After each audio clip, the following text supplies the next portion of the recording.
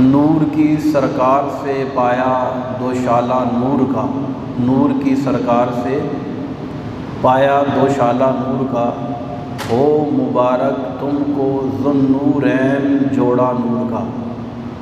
حضرت سیدنا امیر المومنین خلیفہ ثالث عثمان غنی رضی اللہ تعالی عنہ کی شہادت 18 ذو الحجۃ الحرام کو ہوئی۔ اسی عنوان سے انشاءاللہ حضرت سیدنا فاروق اعظم رضی اللہ تعالی عنہ کی سیرت، آپ کے کردار اور آپ کے مبارک زندگی سے حاصل ہونے والے روشن و منور پہلوؤں پر انشاءاللہ کچھ گفتگو کریں گے۔ اللہ تبارک و تعالی میری زبان پر کلمۃ الحق جاری فرمائے اور ہم سب کو حضرت عثمان ذو النورین رضی اللہ تعالی عنہ کے نقش قدم پر چلنے کی توفیق عطا فرمائے۔ آپ رضی اللہ تعالی عنہ چوتھے نمبر پر اسلام لانے والے صحابی رسول ہیں،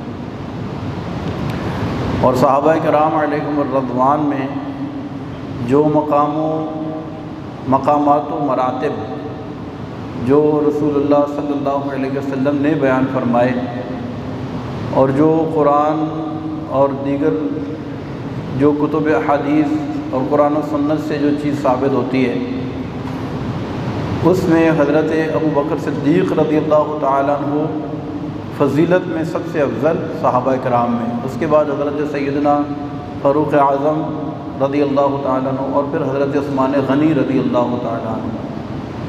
پہلے دو خلفائے راشدین جنہیں شیخین کریمین بھی کہتے ہیں، جو کہ رسول اللہ صلی اللہ علیہ وسلم کے پہلو میں آرام فرما ہیں، ابو بکر و عمر رضی اللہ تعالی عنہما، ان کو رسول اللہ صلی اللہ علیہ وسلم کا سسر ہونے کی سعادت حاصل ہوئی، اور حضرت عثمان غنی اور حضرت علی شیر خدا رضی اللہ تعالی عنہ، ان دونوں کو داماد رسول ہونے کی سعادت حاصل ہوئی۔ حضرت عثمان غنی رضی اللہ تعالی عنہ کے مشہور لقب، ویسے تو آپ کے کئی القاب ہیں، جامع القرآن بھی آپ کو کہتے ہیں، غنی بھی آپ کا لقب ہے، اور ایک لقب جو سب سے زیادہ مشہور ہوا وہ ذو النورین ہے۔ ذو النورین یعنی دو نوروں والا۔ یہ لقب آپ کو کیسے ملا اور یہ پوری دنیا میں کیوں مشہور ہوا؟ اس وجہ سے کہ نبی پاک صلی اللہ علیہ وسلم کی دو شہزادیاں حضرت ام کلثوم اور حضرت رقیہ رضی اللہ تعالی عنہما، یہ دونوں یکے بعد دیگرے حضرت عثمان غنی رضی اللہ تعالی عنہ کے نکاح میں آئیں۔ پہلے حضرت رقیہ رضی اللہ تعالی عنہ سے حضرت عثمان غنی کی شادی ہوئی، پھر جب ان کا انتقال ہو گیا تو پھر حضرت ام کلثوم رضی اللہ تعالی عنہ کا آپ سے نکاح ہوا۔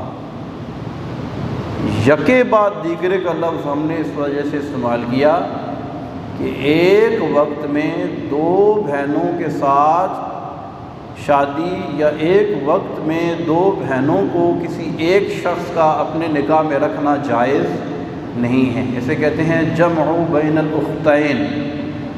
تو حضرت رقیہ کا جب انتقال ہوا تو رسول پاک صلی اللہ علیہ وسلم نے اپنی دوسری شہزادی حضرت ام کلثوم کا نکاح حضرت عثمان غنی سے کیا، اور ارشاد فرمایا کہ اگر میری 40 بیٹیاں بھی ہوتی تو یکے بعد دیگرے میں عثمان کے نکاح میں دے دیتا۔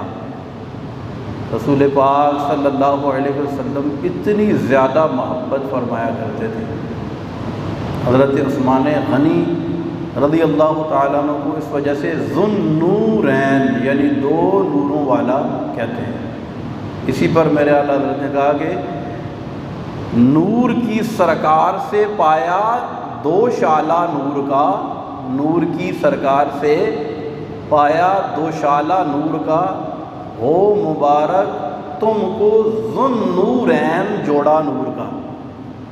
تو ذن نورین یعنی دو نوروں والے مشہور تھے۔ حضرت عثمان غنی رضی اللہ تعالیٰ عنہ کا نام زبان پر آتے ہی ذہن میں آتا ہے کہ یہ ایک بہت امیر کبیر شخصیت تھے اور بہت بڑے تاجر اور کاروباری شخصیت تھے۔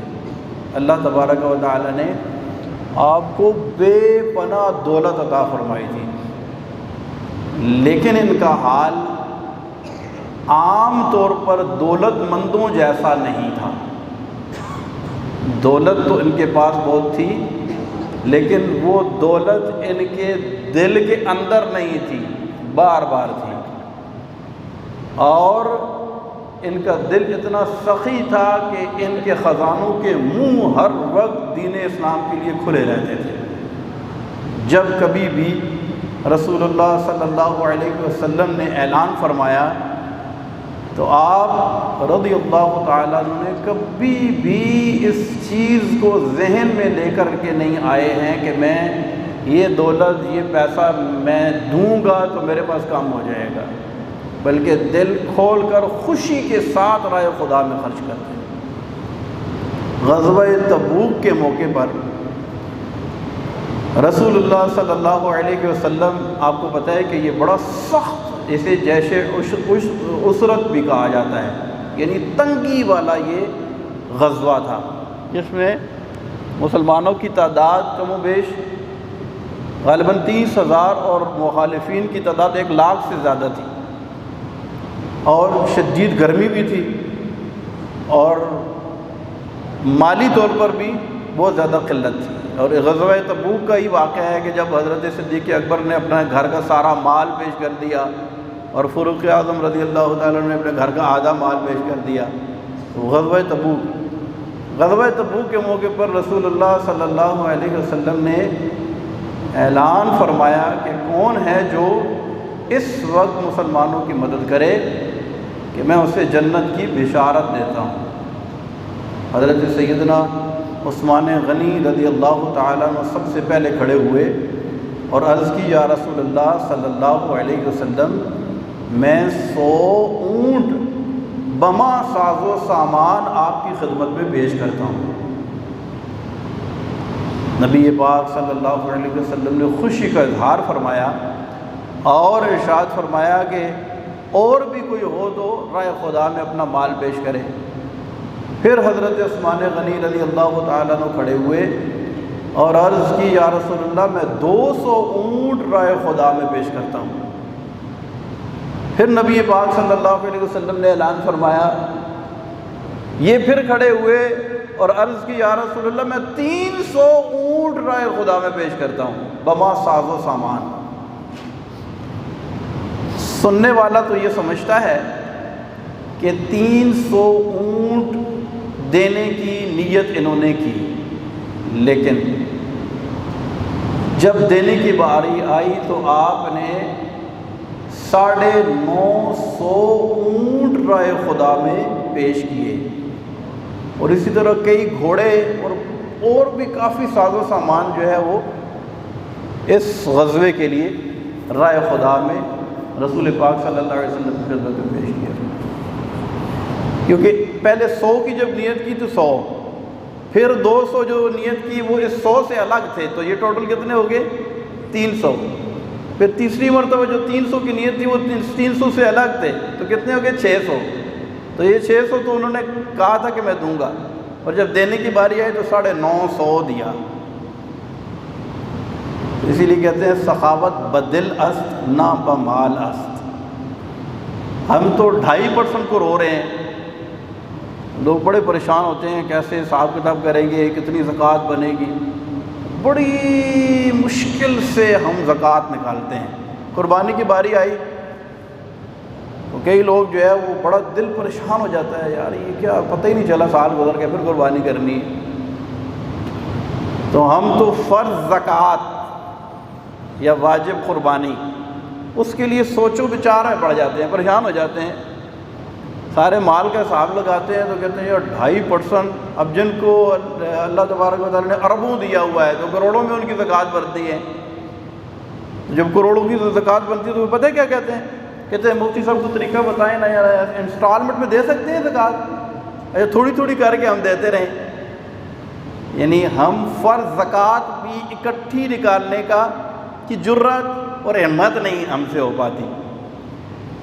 لیکن قربان جائیں حضرت سیدنا عثمان غنی رضی اللہ تعالیٰ عنہ کے کہ آپ جب بھی ایسا موقع آتا تو آپ اس بات کی پرواہ نہیں کرتے تھے کہ میں نے کتنا دینا ہے، بلکہ حکم رسول صلی اللہ علیہ وسلم پر اپنا سارا مال پیش کر دیا کرتے تھے۔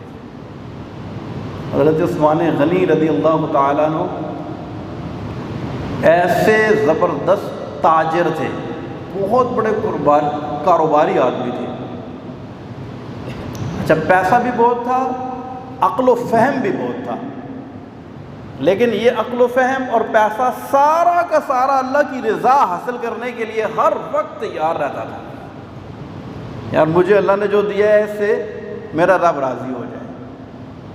اس پیسے میں نہ کوئی لالچ تھی، نہ کوئی طمع تھی، نہ اس پیسے کو اکٹھے کرنے کا کوئی جذبہ تھا۔ آج تو ہمارے پاس پیسہ جب آنے لگ جاتا ہے نا، جتنا پیسہ آتا ہے لالچ اتنی بڑھنی شروع ہو جاتی ہے، جتنا بینک بیلنس زیادہ ہوگا اتنی ہوس بڑھے گی۔ تو اس پیسے کے آنے کی وجہ سے حضرت عثمان غنی رضی اللہ تعالیٰ عنہ کی ہوس نہیں بڑھتی تھی، بلکہ دل اللہ تبارک و تعالیٰ کی یاد میں ہر وقت محو مگن رہتا تھا۔ ایک مرتبہ مدینے میں قحط پڑ گیا، حضرت سیدنا فاروق ابو بکر صدیق رضی اللہ تعالیٰ عنہ کا دور تھا، مدینے میں قحط پڑ گیا، غلے کی کمی ہوئی، لوگ بھوک کی وجہ سے پریشان ہو گئے۔ سارے لوگ اکٹھے ہو کر امیر المومنین حضرت صدیق اکبر رضی اللہ تعالیٰ عنہ کی خدمت میں حاضر ہوئے، عرض کی یا امیر المومنین بڑی پریشانی ہے، کھانے کے لیے کچھ بھی نہیں ہے، قحط سالی ہے۔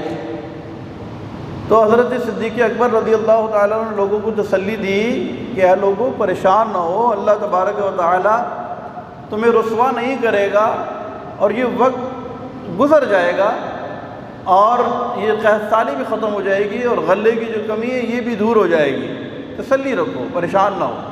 لوگ واپس چلے گئے۔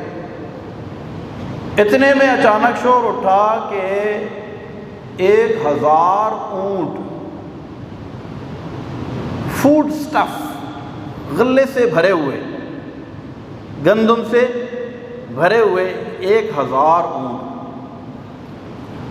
یعنی یوں سمجھیں کہ اگر ہم یہ کہیں کہ 1000 کنٹینر یا 100 یا 500 کنٹینر آج کی زبان میں ہم یہ کہیں، تو وہ آئے ہیں۔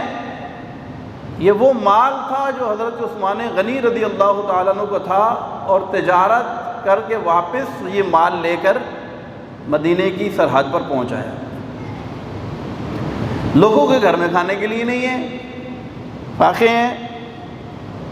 اب 1000 اونٹ جب غلے سے بھرا ہوا آ گیا تو جتنے مدینے کے تاجر تھے وہ سارے تاجر حضرت عثمان غنی رضی اللہ عنہ کے دروازے پر۔ ٹائم ہے نا کاروبار کرنے کا، وقت ہے، نیڈ ہے، ضرورت ہے، لوگ ترسے ہوئے ہیں۔ کہا کہ ہم ہول سیل میں اٹھا لیتے ہیں، آگے لوگوں کو بیچیں گے۔ مدینے کے سارے تاجر آ گئے، حضرت عثمان غنی رضی اللہ تعالیٰ عنہ نے سب کو اپنے پاس بلا لیا، بٹھایا، کہا آپ کا مال آ گیا ہے، بجائے اس کے کہ آپ اس کو پرچون میں بیچتے رہیں، آپ 1 شاٹ میں ہمارے ساتھ سودا کریں، مال ہمیں دے دیں۔ آپ نے فرمایا اچھا ٹھیک ہے، پھر بولی لگاؤ، کتنا تمہیں چاہیے، کتنا دے سکتے ہو؟ تو کہا کہ آپ ایسے کریں کہ 2% پروفٹ کے اوپر جو ہے یہ مال ہمیں، جتنا آپ کے اخراجات ہیں وہ نکال کے 2% پروفٹ میں ہمیں دے دیں۔ کہا کہ نہیں یہ بہت کم ہے۔ کہا اچھا کم ہے تو پھر 3% پہ؟ کہا نہیں 4% پہ، 5% پہ، 7% پہ۔ کہنے لگے نہیں اصل میں میری ڈیل چل رہی ہے جو مجھے اس ایک کے بدلے میں 10 دیتا ہے۔ وہ سارے ایک دوسرے کا منہ دیکھنے لگے، مدینے کے سارے بڑے بڑے تاجر تو یہاں بیٹھے ہوئے ہیں، ایسی کون سی پارٹی ہے جو ان کو اتنے پیسے دینے کے لیے تیار ہو گئی ہے، اور کیسی خفیہ ڈیل ہے، وہ کون ہے، ہمیں بھی تو پتہ چلے کس کے ساتھ آپ کی ڈیل ہو رہی ہے۔ حضرت عثمان غنی رضی اللہ تعالیٰ عنہ نے ارشاد فرمایا، اللہ اکبر، یقین کریں کہ یہ بات بیان کرنا بہت آسان ہے، میں آپ کے سامنے بول رہا ہوں، نہیں بولی آسانی سے بول رہا ہوں، اور آپ بھی سن کے سبحان اللہ کہیں گے یہ بڑا آسان ہے، لیکن ایک لمحے کے لیے اپنے دل پہ ہاتھ رکھ کے غور کیجئے گا کہ مدینے میں قحط ہے، بھوک ہے، افلاس ہے، لوگوں کے گھر میں کھانے کے لیے نہیں ہے، قلت ہے، اور ادھر سے مال بھی آ گیا ہے، یعنی دس از دا ٹائم، یہ ٹائم ہے۔ آپ اگر کاروباری آدمی ہیں تو آپ کم از کم ضرور سوچتے ہیں کہ یار میں یہ وقت ہے، ایسی اپرچونٹی تو کہیں نہیں ملتی نا، یہ سالوں میں، یہ زندگی میں کبھی ایک دفعہ ملتی ہے۔ حضرت عثمان غنی رضی اللہ تعالیٰ عنہ نے ارشاد فرمایا، میرے رب سے ڈیل ہو چکی ہے، اللہ کی قسم میں پیسہ لے کر یہ مال نہیں بیچوں گا، میں نے یہ سارا کا سارا مال اللہ کی راہ میں خیرات کیا۔ آپ کے سامان سے اور غلے سے لدے ہوئے سارے کے سارے اونٹ بلا تفریق مدینے کے لوگوں میں تقسیم کر دیا گیا۔